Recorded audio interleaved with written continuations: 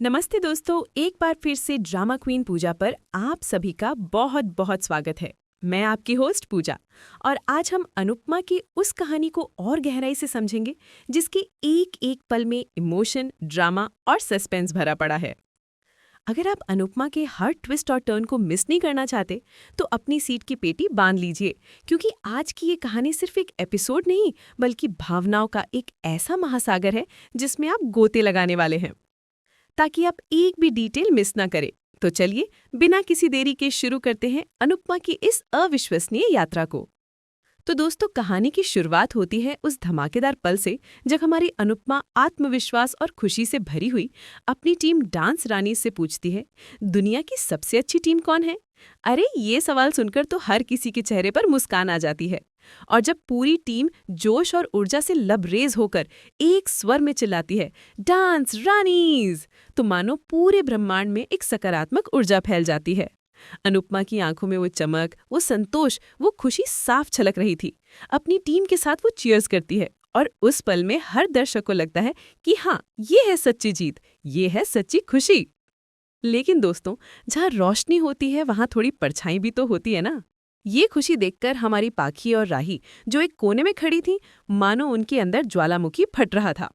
पाखी राही के कान में फुसफुसाती है, अभी तक मम्मी तुम्हारे सामने दुखी होने का नाटक कर रही थी और अब देखो कितनी खुशी से सेलिब्रेट कर रही हैं। अरे पाखी, कब तक अपनी माँ की खुशी में जलोगी? क्या माँ को खुश रहने का हक नहीं? राही का चेहरा तो कीकने लायक था। उसके मन में गुस्सा और ईर्ष्या का एक अजीब सा तूफान उमड़ रहा था। वो अनुपमा की खुशी को पचा नहीं पा रही थी, क्योंकि वो जीत जो राही ने खुद चाही थी वो अब अनुपमा के हाथ में थी। और फिर एंट्री होती है कोठारी परिवार की। मोटी बा, आहा हा, हमारी मोटी बा तो हमेशा से ही अपने तीखे तेवरों के लिए जानी जाती हैं। वो राही को देखती हैं और मानो उनके अंदर का ड्रामा किंग या क्वीन जाग उठता है। वो कहती हैं, खेल में हार बर्दाश्त की जा सकती है लेकिन जंग में नहीं, और ये कंपटीशन जंग ही था। अरे मोटी बा, थोड़ा धैर्य रखिए। पराग उन्हें रोकने की कोशिश करते हैं, लेकिन मोटी बा कहाँ रुकने वाली थी। अनिल भी अपनी पत्नी का बचाव करता है। आप तो ऐसे बोल रही हैं जैसे राही जानबूझकर हारी हो। सच में यार, कभी कभी तो मोटी बा की बातें सुनकर हंसी आती है। प्रेम, जो हमेशा से समझदार रहा है, राही का साथ देता है। इतने बड़े कंपटीशन के फाइनल तक पहुंचना ही बहुत बड़ी उपलब्धि है। मेरी नज़र में राही ही विनर है। प्रेम की ये बात सुनकर राही को थोड़ी तसल्ली तो मिली होगी, लेकिन उसके अंदर की हार की टीस इतनी गहरी थी कि वो इतनी आसानी से मिटने वाली नहीं थी। राही का दिल पूरी तरह से टूट चुका था। वो अपनी हार को स्वीकार नहीं कर पा रही थी। विनर वो होता है जिसके हाथ में ट्रॉफी होती है। मैं तो लूजर हूँ, ये बात उसने इतनी उदासी से कही कि दर्शक भी पल भर के लिए राही के दर्द को महसूस कर पाए। उसे अपनी मेहनत, अपने सपने सब धूल होते दिख रहे थे। और तभी उस पल का इंतजार खत्म होता है जब डांस रानीज की टीम वहां आती है। क्या गजब की टाइमिंग थी यार। ख्याति, जो थोड़ी डरी हुई दिख रही थी, कहती है हमें अब निकल जाना चाहिए, लेकिन सरिता, जो अपने चैलेंज को भूली नहीं थी, उसे रोकती है। जसप्रीत अपनी तेज तरार आवाज में कहती है, क्या आप अपना चैलेंज भूल गई हो? सरिता सबको याद दिलाती है, जीतने वालों से हारने वाले नाक रगड़कर माफी मांगेंगे। ये बात सुनते ही ख्याति के चेहरे का रंग उड़ जाता है। उसे अपने बोले हुए शब्द याद आते हैं। माही कहती है, हम ऐसा कुछ नहीं करेंगे। जसप्रीत गुस्से में कहती है, हम चमचों से बात नहीं करते। और सरिता सीधे राही और उसकी सास को टारगेट करती है। राही और उसकी सास माफी मांगेंगी। ख्याति का गुस्सा सातवें आसमान पर पहुंच जाता है। वो चिल्लाती है, चुपचाप रास्ता छोड़ दो। और ठीक उसी पल पर हमारी अनुपमा की एंट्री होती है। क्या एंट्री थी यार, वरना क्या करोगी? अनुपमा के ये शब्द सुनते ही सब थम से जाते हैं। उनके चेहरे पर वो दृढ़ता, वो आत्मविश्वास कमाल था। सभी हैरान हो जाते हैं। अनुपमा को एक फ्लैशबैक आता है। उसे याद आता है कि उसने ख्याति की परछाई देखी थी। ख्याति के चेहरे पर घबराहट साफ दिख रही थी। वो समझ चुकी थी कि अनुपमा को सब पता चल गया है। लेकिन अनुपमा तो अनुपमा है, उसका दिल तो हमेशा से बड़ा रहा है। वो डांस रानी से कहती है, किसी को परेशान करके हमें अपनी जीत की खुशी कम नहीं करनी चाहिए। इनको जाने दो, हम अपनी जीत में खुश हैं। कितनी महान बात कही ना यार। अनुपमा ने दिखा दिया कि असली विजेता वो होता है जो अपने दुश्मनों को भी सम्मान देता है। लेकिन राही को तो ये महानता रास नहीं आई। उसे तो अनुपमा को नीचा दिखाना था। वो कहती है, आपको ज्यादा महान बनने की जरूरत नहीं है, कोठारी अपनी जबान के पक्के हैं। और ये कहकर राही माफी मांगने का फैसला करती है। अनुपमा उसे रोकती है और कहती है, हमेशा बात को बढ़ाने की जरूरत नहीं है। वो समझती थी कि इस बात को यहीं खत्म कर देना बेहतर है। लेकिन मोटी बा को तो हर बात में ड्रामा चाहिए। वो ताना मारती हैं, आप ममता हारकर मुकाबला जीतने का घमंड कर रही हैं। आप दुनिया की पहली माँ हो जो बेटी को हराकर इतना इतरा रही हो। अरे मोटी बा, अब तो हद हो गई। ख्याति भी बीच में कूद पड़ती है, ये तो बेशरम माँ है। देविका जो हमेशा अनुपमा के साथ खड़ी रही है, अब चुप कैसे रहती? बेशरम राही है। मोटी बा फिर से शुरू हो जाती है। जिम्मेदारी माँ की होती है, क्योंकि दुनिया में सबसे बड़ी माँ होती है। देविका जवाब देती है, अगर ऐसा है तो अपनी बहू से कहें कि वो अपनी माँ की बात सुने। अनुपमा देविका को रोकती है और कहती है, बड़े दिल वाले लोग जंग को भी खेल समझते हैं, लेकिन छोटे दिल वाले लोग खेल को भी जंग बना देते हैं। ख्याति चौंक जाती है। अनुपमा आगे कहती है, जीत पर खुश होने को बेशर्मी नहीं कहते, लेकिन किसी को बेईमानी से धोखे से हराने की कोशिश करने को बेशर्मी जरूर कह सकते हैं। ये बात ख्याति के दिल पर सीधी चोट करती है। ख्याति घबराकर सबको घर चलने के लिए कहती है। सभी जाने लगते हैं, लेकिन अनुपमा उसे रोकती है और एक सीधा सवाल पूछती है, मेरी आई ड्रॉप आपने ही चेंज की थी? ख्याति के पास कोई जवाब नहीं होता। वो घबरा जाती है और शर्मिंदा होकर वहां से चली जाती है। क्या सीन था यार। अनुपमा ने बिना एक शब्द चिल्लाए, बिना कोई ड्रामा के सबके सामने ख्याति की पोल खोल दे। ये थी हमारी अनुपमा की सच्ची जीत, जिसने न केवल ट्रॉफी जीती बल्कि सच्चाई और ईमानदारी की भी जीत हासिल की। और फिर आता है असली जश्न। डांस रानीज की टीम जश्न मनाते हुए मोहल्ले में आती है। पूरा मोहल्ला उनके स्वागत के लिए खड़ा होता है। सभी खुशी से झूमते हैं और डांस करते हैं। अनुपमा के चेहरे पर वो सुकून, वो खुशी, वो अनमोल थी। सभी का माला पहनाकर स्वागत किया जाता है। और फिर वो पल आता है जब अनुपमा को रानी का ताज पहनाया जाता है। वो ताज सिर्फ एक ट्रॉफी नहीं था, वो उन लाखों महिलाओं के सपनों का ताज था जो अपनी पहचान बनाने की कोशिश कर रही हैं। सभी खुशी से झूमते हैं, नाचते हैं, गाते हैं। अनुपमा को अपने अतीत के दिन याद आते हैं। वो पुराने दिनों में खो जाती है जब समर उसे ऐसे ही छोटे छोटे ताज पहनाया करता था, जब वो अपने सपनों को पूरा करने की हिम्मत जुटा रही थी। जसप्रीत अनुपमा के गले लगकर डांस करती है। मोहल्ले की औरतें लीला को बधाई देती है और कहती हैं कि अनुपमा ने पूरे मोहल्ले का नाम रोशन कर दिया है। सही कहा लीला जी, ये वही लोग थे जो कभी अनुपमा पर उंगली उठाते थे। डांस करते हुए सभी घर के सामने आते हैं। मीडिया वाले अनुपमा से सवाल करने लगते हैं। तभी सरिता उन्हें रोकती है और कहती है कि पहले मुझे इनका स्वागत करने दो, उसके बाद आप सवाल पूछना। सरिता डांस रानीज का दिल खोलकर स्वागत करती है। अनुपमा भी सरिता को माला पहनाकर उसे बधाई देती है। सभी खुश होते हैं। सरिता ट्रॉफी की नजर उतारती है। फिर सरिता मीडिया वालों से पूछती है कि क्या ये टीवी पर आएगा। मीडिया वाले बताते हैं कि ये लाइव चल रहा है। अनुपमा सरिता को लाइव का मतलब समझाती है और फिर सरिता अपने पति से कहती है कि हम जीत गए हैं। वो ट्रॉफी दिखाती है और खुशी से झूमकर डांस करने लग जाती है। क्या प्यारा पल था यार। लेकिन हर खुशी के बाद थोड़ी उदासी तो आती ही है ना। अनुपमा को राही की बातें याद आती है। राही ने जिस तरह से अपनी माँ पर आरोप लगाए थे, वो बात अनुपमा को अंदर तक छू गई थी। वो थोड़ी उदास हो जाती है। देविका उसे नोटिस करती है और उसे डांस करने के लिए कहती है ताकि अनुपमा उस उदासी से बाहर आ सके। दूसरी तरफ हार का गम कोठारी परिवार को खाए जा रहा था। गौतम मोटीबा को बताता है कि मैंने सारी मीडिया चैनलों को पैसे भेज दिए हैं, अब वो कोई भी डांस रानीज की जीत और राही की हार टीवी पर नहीं दिखाएंगे।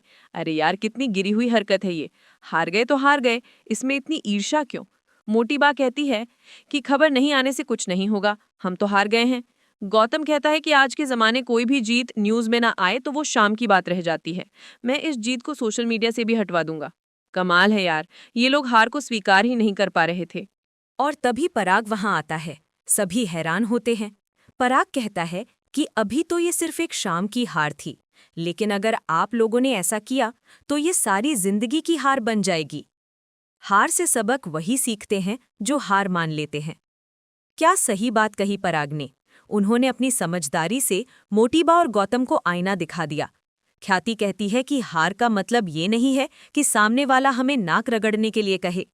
पराग ख्याति से पूछता है कि नाक रगड़ने का चैलेंज किसने दिया था। ख्याति चुप हो जाती है, उसके पास कोई जवाब नहीं था।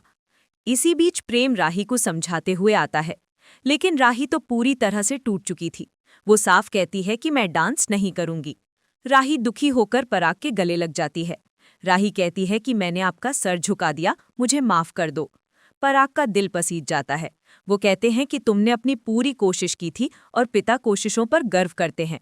राही कहती है कि इस कंपटीशन के साथ हम सबकी इज्जत जुड़ी हुई थी, मैंने सबकी नाक कटा दी, मैंने आपका भरोसा तोड़ दिया। सबको राही के लिए दुख होता है। पराग कहता है कि इस सब के जिम्मेदार तुम लोग ही हो। तुमने, मोटीबा ने और ख्याति ने जबरदस्ती इसको इज्जत का सवाल बना दिया था। अब जिद छोड़ दो। पराग राही को श्रीनाथ जी की आरती करने के लिए कहता है। पराग ने तो सच में दिखा दिया कि एक सच्चा पिता कैसा होता है। वो अपनी बेटी की हार में भी उसके साथ खड़ा था। दूसरी तरफ अनुपमा की जीत का जश्न जारी था। एक महिला अनुपमा से कहती है कि तुम ऐसे ही अपने मोहल्ले के साथ साथ पूरे देश का नाम रोशन करना। अनुपमा उसे धन्यवाद कहती है। इसी बीच रिपोर्टर अनुपमा से पूछता है कि इस जीत के बाद अब आप इंटरनेशनल लेवल पर परफॉर्म करने वाली हो, आपको कैसा लग रहा है? अनुपमा कहती है कि मुझे बहुत ज़्यादा अच्छा लग रहा है। ऐसा मौका बहुत भाग्यशाली लोगों को ही मिलता है। ये सब जो हुआ है वो मेरे गुरुजी के आशीर्वाद का नतीजा और मेरी डांस रानीज की मेहनत का फल है। सभी अनुपमा के लिए तालियां बजाते हैं। और फिर वो सवाल आता है जो हर किसी के मन में था। क्या आपने कभी सोचा था कि घर में काम करने वाली इतनी आगे तक पहुंच जाएगी? ये सवाल सुनकर अनुपमा का चेहरा थोड़ा गंभीर हो जाता है। वो कहती है कि क्या घर में काम करने वाले में हुनर नहीं होता? क्या घर में काम करने वाली को इतने बड़े कंपटीशन में हिस्सा लेने का अधिकार नहीं होता? क्या जीत पर उनका हक नहीं होता? अनुपमा की बातें सुनकर सभी स्तब्ध रह जाते हैं। वो कहती है कि टैलेंट तो हर इंसान में होता है, लेकिन कुछ लोग अपने अंदर के टैलेंट को पहचान नहीं पाते। कुछ लोग अपने टैलेंट को पहचानते हैं लेकिन कुछ करना नहीं चाहते। और कुछ लोग बहुत मेहनत करते हैं लेकिन उन्हें अपना टैलेंट दिखाने का मौका नहीं मिल पाता। इसलिए जब भगवान ऐसा बड़ा मौका दे तो उसे पकड़ लेना चाहिए। किसी भी इंसान में थोड़ा भी टैलेंट हो, उसे मौका मिले और उसे सही मार्गदर्शन मिले तो कोई भी इंसान आसमान छू सकता है। मेरी डांस रानीज ने भी ऐसा ही कमाल किया है। अनुपमा की बातों से सभी प्रभावित होते हैं और तालियां बजाते हैं। मोहल्ले की औरतें अनुपमा के लिए नारे लगाती है कि देश की बेटी अनुपमा जैसी हो। अनुपमा खुश होती है। बाबूजी लीला से कहते हैं कि कल तक जो लोग अनुपमा पर उंगली उठाते थे, आज वही लोग अनुपमा के लिए नारे लगा रहे हैं। अनुपमा ने बिना बोले सबका मुंह बंद कर दिया है। ये थी अनुपमा की सच्ची पहचान, जिसने समाज की सोच को बदल दिया। और इसी के साथ ये धमाकेदार एपिसोड खत्म हो जाता है। लेकिन दोस्तों, कहानी अभी खत्म नहीं हुई है। अगले एपिसोड में देखने को मिलेगा कि अनुपमा सबके साथ गणेश विसर्जन करती है और सभी डांस करते हैं। खुशी का माहौल होता है, लेकिन तभी एक बड़ा तूफान आने वाला होता है। दूसरी तरफ परितोष, जी हाँ, हमारा परितोष एक बार फिर मुसीबत में फंस जाता है। उसे गुंडे पीटते हैं और पैसे मांगते हैं। परितोष ने जुए में पैसे लगाए थे और अब वो बुरी तरह फंस चुका है। वो दौड़ते हुए अनुपमा के पास आता है और बचाने की गुहार लगाता है। अनुपमा, जो इतनी खुशी के माहौल में थी, अपने बेटे को देखकर गुस्से में आ जाती है। वो कहती है कि तुम नहीं सुधरने वाले हो, अब तुमने क्या किया है? अनुपमा की आंखों में गुस्सा और निराशा साफ दिख रही थी। लेकिन तभी वो पल आता है जो सबको चौंका देता है। गुंडे वहां आते हैं और अनुपमा पर बंदूक तान देते हैं। सभी घबरा जाते हैं। पूरा माहौल सन्नाटे में डूब जाता है। क्या अनुपमा अपने बेटे परितोष को बचा पाएगी? क्या ये गुंडे अनुपमा को नुकसान पहुंचाएंगे? क्या परितोष एक बार फिर अनुपमा की जान खतरे में डालेगा? ये सारे सवाल अब दर्शकों के मन में घूम रहे हैं। अरे बाप रे, ये तो बहुत बड़ा ट्विस्ट है। क्या होगा अनुपमा का? क्या एक माँ अपने बेटे को बचाने के लिए कुछ भी कर सकती है? क्या परितोष को अपनी गलतियों का एहसास होगा? क्या अनुपमा इस नई मुसीबत से भी निकल पाएगी? जानने के लिए आपको देखना होगा अगला एपिसोड। तो दोस्तों, आज का ये लंबा और धमाकेदार विश्लेषण आपको कैसा लगा? मुझे कमेंट सेक्शन में जरूर बताएं। क्या आप भी अनुपमा के लिए चिंतित हैं? क्या आपको लगता है कि परितोष एक बार फिर अनुपमा को मुश्किल में डाल रहा है? और हाँ, ऐसे ही अनुपमा के हर अपडेट, हर ट्विस्ट एंड टर्न को सबसे पहले जानने के लिए इस वीडियो को लाइक करें और हमारे चैनल ड्रामा क्वीन पूजा को सब्सक्राइब करना बिल्कुल ना भूलें। मैं मिलूंगी आपसे अनुपमा के अगले एपिसोड के साथ। तब तक के लिए अपना और अपने परिवार का ध्यान रखें। Bye bye.